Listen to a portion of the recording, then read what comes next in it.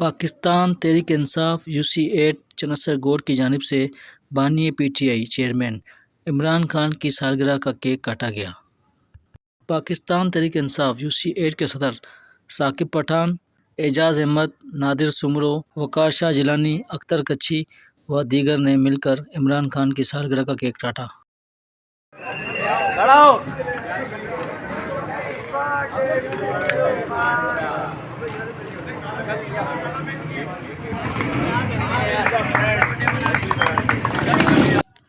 इस मौके पर चनैसर गौठ की सियासी समाजी शख्सियत सैयद बुखारी व दीगर भी मौजूद थे।